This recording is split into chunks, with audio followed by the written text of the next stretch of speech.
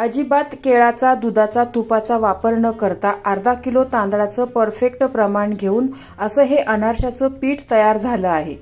असं प्रमाण वापरून तुम्ही पहिल्यांदाच जरी अनारसे बनवत असाल तरी ते अजिबात चुकणार नाही। आज आपण रेशनचे तांदूळ वापरून अनारशाचं पीठ कसं तयार करायचं ते पाहणार आहोत। रेसिपी नेहमीप्रमाणे खूप साधी आणि सोपी आहे।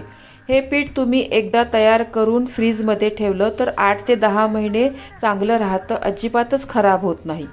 बऱ्याच बायकांना वाटतं की अनारसे बनवणं हे थोडे किचकट काम आहे, पण तसं नाही। अनारशाचं पीठ तुम्ही व्यवस्थित बनवलं तर त्याचे छान जाळीदार अनारसे होतात। इथे मी तांदूळ कोणते घ्यायचे, किती दिवस भिजवायचे, कसे वाळवायचे, त्यात गूळ किती घालायचा हे सविस्तर सांगितलेले आहे।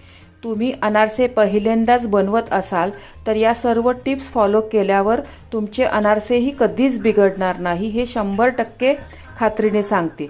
रेसिपी नेहमीप्रमाणे भरपूर टिप्ससह तुमच्याबरोबर शेअर केलेली आहे। कुठेही स्किप न करता पूर्ण पहा।